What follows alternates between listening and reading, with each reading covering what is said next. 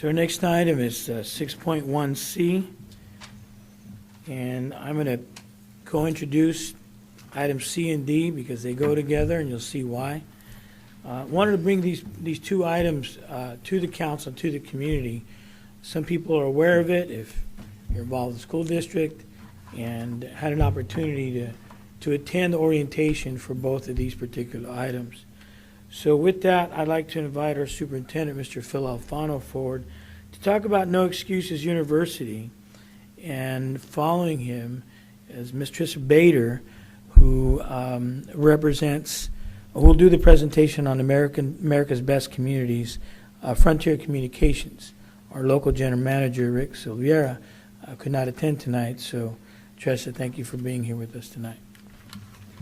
Well, good evening, Mayor, Council. Back in May, we had the opportunity, and Jolene Flanders actually joined us. We took a trip to Amarillo, Texas. And being from California, I'm used to saying Amarillo. Back there, they say Amarillo. So we went to Amarillo, Texas, and you might ask why. The reason is that Amarillo, in many ways, is like Patterson. It's a larger community, about the size of Modesto, but has similar demographics and struggles with some of the same issues that we do as a community. They're also part of the No Excuses University network in the Amarillo Independent School District. And our school district has also become involved in NEU and are looking to expand. So Amarillo took kind of a hard look at itself as a community back in 2003, and they saw an alarming increase in poverty, particularly among their youth. And they did some studies and found that if they continued on that trajectory, basically their community was doomed. And so a group was put together called the Panhandle 2020 Initiative. The group included business leaders, churches, and social service agencies. And they commissioned a study and came to the conclusion that the solution to economic development in Amarillo was post-secondary education attainment. And so that became their focus. And this dovetailed pretty nicely with what the school system was already doing, because they were focusing on post-secondary education attainment as well through the No Excuses University model. But they took it a step further. They recognized that many of the parents of these students, who themselves were part of generational poverty, lacked basic training and job skills. Many were without a high school diploma.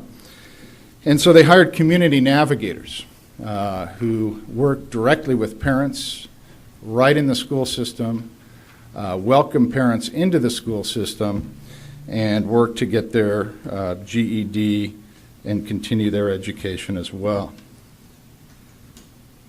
So along the way, the two groups kind of merged their efforts, and Amarillo became the first No Excuses community in the country. And they're looking at expanding this and have actually taken the model to churches as well, and had the first No Excuses church. So we were intrigued by what they were doing, and intrigued because we thought if they can do that in a community of 200,000, how easy would that be to do in a community of 20,000? For those of you who are not familiar with the No Excuses University model, it's based on 6 exceptional systems that must be put in place. And you do have to apply. You don't just declare yourselves a No Excuses University school. Those 6 exceptional systems are a culture of universal achievement, collaboration among staff, parents, and students, standards alignment, ongoing assessment of student progress, data management, and interventions. And you'll see these 6 systems in place at our elementary schools. And we felt like we were already pretty much there. All of our elementary schools have rotations in place where they offer enrichment, remediation, and an intervention for students that are struggling. The other thing that you'll see if you happen to wander on some of these campuses are university flags and pennants and banners. This symbolism is everywhere. And the schools also hold university rallies, and each class adopts a university. So the idea is that you get students thinking very early on about post-secondary attainment. Now, one thing I did want to share with the council, and I repeat this everywhere I go, Patterson is very successful in graduating students. Our high school graduation rate at Patterson High is 94.4%. Statewide, it's about 80%. District-wide, when you factor in our alternative education programs, it's 87.5. So even factoring in our at-risk population, we're well above the state average. Among African American students, we're 20% above the state average. Among Latino students, we're 16% above the state average. And the gap between white and minority students in our district is almost nil. You don't see that in most districts in the state of California. So when we went to Texas, we visited with the Texas Panhandle Group. You can go ahead and advance it. We'll just go through these slides. This is our team here. This is what we already covered. This is what you'll kind of see. These are our stats right here. And let's see, if we go on to the next slide, this is just a quick look at where we went. I'm not going to go through all the schools that we visited. Quite frankly, a lot of what we saw was similar to what you would see in our elementary schools. But what they did do in Amarillo is they, again, bumped this up to the junior high and the high school, which is something that we're looking at doing. And then partnering with their community college, which, again, we're already doing here in Patterson. We can go ahead to the next slide. So we met with the 2020 group. Kind of our tour guide was Doug Curry, the director of No Excuses, and we'll talk about him in a minute. Kind of brainstormed and got some ideas from them. They do have some other unique challenges in Amarillo. There are 42 different languages spoken in their district. Might surprise you, Amarillo has a number of Somali and Ethiopian refugees who are currently coming.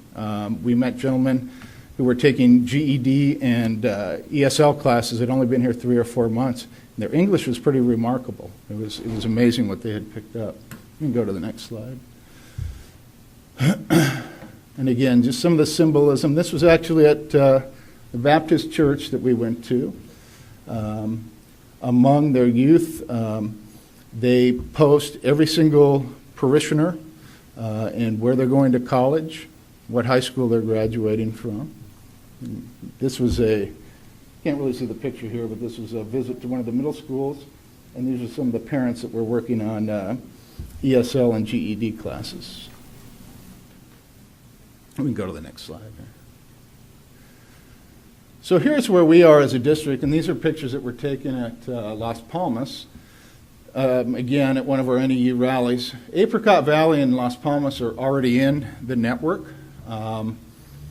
Walnut Grove, North Mead, and Grayson are all applying this school year. Creekside and Patterson High and Del Prado are exploring. In fact, Patterson High has a team right now at the NEU convention, networking with some other high schools. Up until a couple years ago, NEU was primarily an elementary thing. But obviously it's important to keep it going into the high school as well. So what have we done since May? Well, we brought Doug Curry out to speak to our staff in August. You may have read about that in the Irrigator. He then spoke to a group of community leaders here, number of ministers, and we had the United Way there. We put together a steering committee. Doug also attended our back-to-school block party and was very impressed with what we're doing with the city and could not believe the turnout that we had. And again, many of these components are already in place. We have a family literacy program that we're building on. We have a career choices class at the high school. One of the things we did this year as well is added two high school counselors, one who's focusing just on college and career. And I believe we probably now have the best student-to-counselor ratio in Stanislaus County with 5 counselors at 1,600 students. With input from our LCAP task force, as you know, we're increasing CTE, focusing on logistics.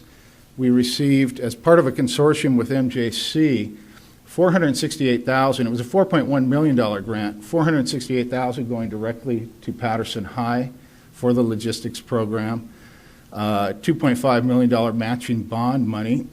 We'll break ground next month on the new working warehouse at Patterson High for that. Great partnerships with our logistics centers. And we're very lucky to have community awareness and support here in Patterson. So we've got a lot of things going that mesh very nicely with this. Go ahead and go to the next slide here.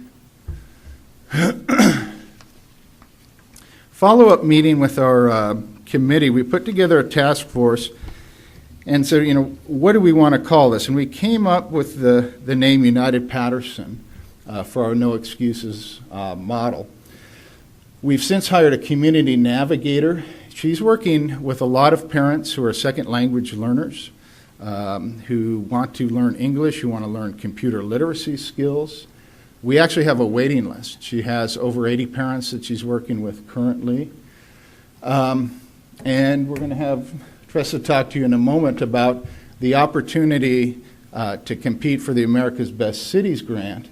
And the committee met, and using No Excuses as the base umbrella for establishing workforce development, and then as we compete, moving on and potentially doing some revitalization with the city during this competition. We're working on the grant application, the initial application right now. And then again, continuing to work with the city, our business advisory group. We have representatives from the United Way supporting us. And we really want to get the businesses, and something that they did that was very unique in Amarillo is every fast food joint in town, every restaurant where kids work part-time and go to school, they make sure that they stay focused. And the adults in the community ask them, what is your plan? So at the high school level, it may not be the rah-rah, I'm going to Stanford. The reality may set in for the 10th grader who's down credits. But they want to make sure that every student has a post-secondary plan, whether it be to join the military, go to technical trade schools, go to JC, to do something. Because that high school diploma, as proud as we are of the 94.4% that are receiving it, is not going to be enough in the 21st century global economy. So that was something that really stood out in their high school model. And so to support that, we're adding next year an advisory period. So every student will be meeting one-on-one with a teacher, kind of like a homeroom, where we can emphasize this NEU philosophy. We also purchased some pretty amazing software for every single student at the high school.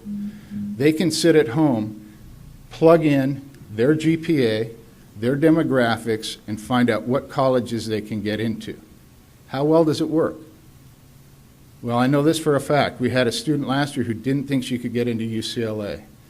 After running the data, she found out her odds were pretty good, applied, and got in. With the additional counseling support, we were able to schedule a field trip this year and access resources we've never been able to access before. We took kids on a trip to historically black colleges. On the spot, 2 of our students got full ride scholarships. So this power of adding this additional counseling support, because it's the financial aspect that's holding back most of our kids. Most of them can meet the A through G requirements and get into college, certainly get into a trade school, but they lack the financial resources. So this is going to play a huge role. And then we're looking at rolling this concept out at next year's Back to School Block Party and Safety Fair. And I'd like to turn it over to Tressa now, who will talk about our opportunity with America's Best Cities.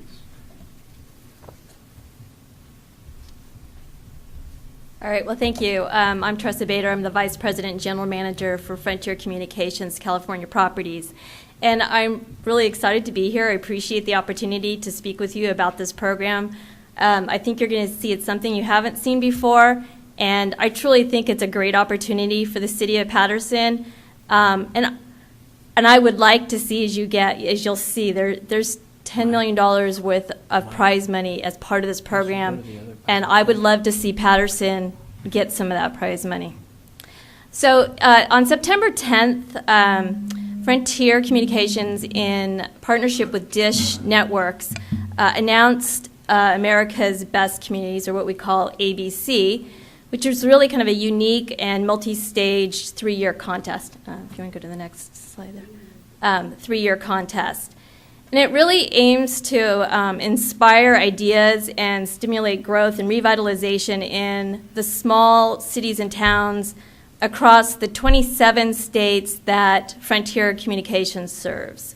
So again, this is a contest that we've rolled out to all of the communities that we provide service to that meet some eligibility criteria that we'll talk about in a minute.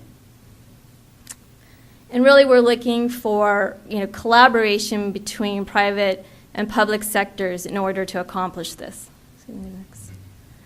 Again, what we're looking for is the collaboration with the community to push ideas forward to reality. And we want to see what you can do to identify and be innovative in terms of what does your community need? What would really help you revitalize the area, the community? What do you need economically? What do you need from a business perspective? Education, technology. And so we're looking for support local communities, foster development, retain valuable community members, and promote your population growth. So what is eligible is from when we put the program together, we had to put some criteria together. So any of the cities that we provide service to that have populations greater than 9,500 but less than 80,000 are eligible. So the city of Patterson's great. We don't need to worry about the populations less. So who can participate? Again, so what we're looking for is if your population size is the 9,500 to 80,000, we're looking for you to get together collaboratively between business, public, private. And what you're going to need is a lead team member needs to be a nonprofit status. We're looking for, as part of your application, how are you going to benefit the community? And one of the barometers, one of the ways that we'll measure that is looking at 3 to 5. We're saying 3 to 5 are your local businesses. Identify those as part of your application. How will they benefit? It's just a barometer of metrics for us to see what your plan is going to bring to the community. And then a letter of support from the city's mayor or the highest executive. So I think that's not a problem for you guys. When does it start? So we've launched it September 10th. There's a variety of gates that are required. The first thing is developing the application. So you need to understand who's going to come together collaboratively to put your application together. What is the plan that you're going to bring forward? Put the application together, and that is due on January 12th. That's the first kind of gate that is required. And if we go to the next slide, it's a little easier to kind of visually see how this flows. So let me also just step back for a minute, which is to say, well, what's in it for you guys, right? It's a 3-year program. At the end, there are 3 grand prize winners, 3 communities that we will identify. The first grand prize winner can get $3 million. The second one will get $2 million, and the third one will get $1 million. So I think that's pretty good incentive to go through this program. Along the way, there is some additional funds that will help you to continue towards the grand prize. So again, the application process is open. The deadline is September 12th, 2015. We will identify on February 18th, based on those applications, 50 quarterfinalist communities, based on what they bring, the innovation that we see, how you put it together, what we feel is going to have the greatest benefit to your community. And of those 50 quarterfinalists, we're going to provide $35,000 in seed money for you to continue to refine your program, your plan. The only ask on this one is we do ask for a $15,000 matching funds from the community, kind of your skin in the game to show your commitment to this plan. So then you go forward, you work your plan. November 4th, 2015, we're going to want to see an update. From there, we're going to identify or choose 15 semifinalists who will have the opportunity to come together, an all-expense paid trip somewhere, not sure where, to present your plans. And out of that, we're going to select 8 finalists. Those 8 finalists will receive $100,000 each, again, to further refine and execute your plan. You will have 18 months then to move your plan forward. And on October 18th of 2017, we will identify the 3 grand prize winners. And again, those grand prize winners then are eligible for the $3, $2, and $1 million. Each round does consist of various criteria, which is very well spelled out in the application. But it's, again, how can you create a vision about what you want to do, and then how well do you put the plan together towards execution, and what is the overall benefit for your community. Couple of things. Judges, Frontier and DISH are not judges. It is a third-party judging panel that's being put together, folks that can do the proper evaluation around what you're presenting. So the odds are very good, much better than probably most grants that you'd be putting and applying for.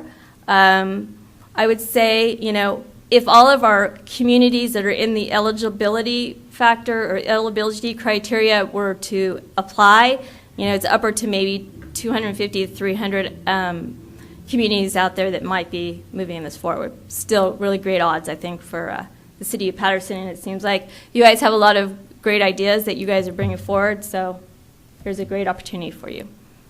Any questions that I can answer? I know I zipped through that, but. Any questions from council? Other than, so you need a coordination from council or just from the school district? So whoever you collectively as a community decide you want to be your lead. So if that's in the school district, that's great. I think they've got their point person to help coordinate the application. Right, and then, and I think this is just a great, first of all, amazing program, and thank you for that. It's really encouraging to see something like that, and can you explain a little bit more about the $15,000 commitment from the city, and then you talked about 35. So can you explain that again? There's a so we're gonna put in the $35,000. So the lead nonprofit organization will get $35,000 towards you guys' refining. If you need to bring a consultant in to maybe refine your plan or whatever you need to do to refine that plan, you'll have that $35,000. And we're just asking that also the city or whoever it is collectively put in $15,000, so you have a total of $50,000. Understood. Okay. And if I may, I know that there's, like I said, this is kind of almost one and the same. I know we've had 2 presentations, but council got an invitation to both the ABC orientation meeting as well as the NEU orientation. I think it was on a Friday night, right, Phil? And so through Ken's office, Penny's been attending, and plethora of knowledge. I've been attending kind of both, and as Phil said, it's subcommittee.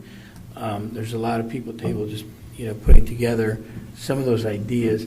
Phil, I don't know if you want to mention some of the subcommittee work that we've been doing and kind of piecemealing out the application itself, so everybody literally has skin in the game in terms of providing sections of information for the final application. Yeah, the subcommittee met last week and divvied up, off the top of my head, I don't recall which parts went to whom, but Penny had a part, Jason Hayward had a part, I had a part, Ellison Cassidy. We have a representative from the United Way who's assisting with the application, as well as a grant writer. So that is the nonprofit that we need as part of this, or The who, have you nonprofit, established, Patterson Education Foundation. will be the nonprofit involved? Yes. Yeah, they have a 501c3. Okay. And they're also, Fred Fowler is also with the chamber. So he was going to work on getting 3 businesses identified, a small, a medium, and a large, to partner on this. And the idea is that we could meet the match with the hiring of the community navigator to get it started with the workforce development piece. And if we are successful at that level, then build on that and do some community revitalization. And that would take the form of, you're talking about your visioning project for downtown and building upon that. So kind of using that NEU philosophy as the base of, you build a community, revitalize a community by starting with your workforce. And once you have that component in place, which is really the least expensive, because you're talking about human resources and training, then you look at the economic revitalization and the big dollars that would be attached to that. So we would be able to take care of the match. In fact, it would far exceed the $15,000 when you're talking about a full-time salaried position. Was my next question. Yeah. So that's why we saw this as a great opportunity. When Rick approached me about it, I said, well, we've got a lot of this in place already with NEU and what we're trying to do there, so we can build upon that. And if we're successful at that initial phase and receive the $35,000, then we go for the big ticket items with the city and your plans for revitalization. And I think that's where Penny and would come in. Yeah, I mean, you just really want to make sure that, you put it all together so it, it shows how you want to get to your end game. So How long have you been doing this contest? this is our first First contest. time? It is. Okay. Maggie Wildrider, who's our CEO, and she's kind of a visionary, and she was trying to figure out another way for us to kind of help our communities, because this is kind of the profile of the communities we serve. And coming out of the economy, some are still really struggling. So this is kind of was her brainchild. So yeah. Very nice. And there is, if you go onto the website, you can see America's Best Communities. There's a lot of more information around it. Feel free to do that. There's going to be some ask in terms of if any communities would like to be part of some, kind of public awareness of what you're doing. If you're interested, we can talk about that. But there's going to be kind of some fun, publicity around it too for the cities and those that are interested in being part of it. Up to you, totally. So. Very good. I love it. I love it. Any way that we can work with the school district, again, the Children's Safety Fair / the back to school event. And I think our community is stronger when we're able to combine the city and the school district together. So this is an excellent opportunity to do that, and I appreciate the work from staff and Superintendent Mr. Alfano. Thank you so much. So Thank you. we're in. Mr. Alfano, I just want to say, I live by Apricot. I really enjoy going by and seeing all the different banners from all the colleges. I think it's wonderful. It's cute, and next time I know that they're having a rally, I'll send out an invite. They have them periodically. They're fun to watch. It's great. Right. And just a question, I know, you have the AVID program, which is a program that children are able to get involved in at the middle school and advance all the way up through the college, through the high school program. This program that you were talking about where the students were able to go, was that part of the AVID program, or was that just an additional program that the school district put on? Which program? So you were talking about that there About were the college visits? Yeah, there were some college visits and some additional scholarships awarded. Yes, it was just and they have these every once in a while. They have these college fairs, and we've been able to take advantage but with lack of staff, we haven't gone to as many as we'd like. So this was a new one that they had never gone to before. And off the top of my head, I don't recall where it was. It might have been in Sac State. And so any student could sign up. And two got offers right there on the spot, which is kind of nice. Well, and I That's appreciate terrific. your efforts in moving forward. I know I've had three children graduate from the school district. 2 more are going to graduate this year. This is the 100th anniversary this year for the Patterson graduating class. I'm excited to have 2 seniors, set of twins, graduating. So I appreciate all your work. And listen, your graduation rate, I know that that's increased. And congratulations on that. And I know that's something that we're working on. And it's also, a partnership with the city and the police department, and better students equate to a better community. So thank you for your efforts on that. And I know, Deborah, I gave you a copy. If anybody else wants, we have a yearly report we put out. And I think I failed to mention it, but Patterson High also got a silver ranking from the U.S. News and World Report. Yeah. Puts it in the top 9% of the high schools in the country, and the top 20% in Northern California. I don't think that's something that most people know. I'll give you one of those right there. It's wonderful to hear. Can you come to the microphone and say that again, please? Yeah, can we put that on the website too? I think that's really important for families in the community, and I would love to get that information out there. And Yes. we have our report in English and Spanish, but yes, Patterson High received a silver ranking from U.S. News and World Report. Yay. And that puts it in the top 9% of high schools in the country, and the top 20% in Northern California. And it's because of those graduation rates, and it's because of the fact that they're getting those results with a very diverse student population and a large number of students living in poverty as well. So they're doing a great job over there. Keep up the good work. Wonderful. Thank Thank you. you. Wonderful. Thank Thank you you. both. Appreciate the information.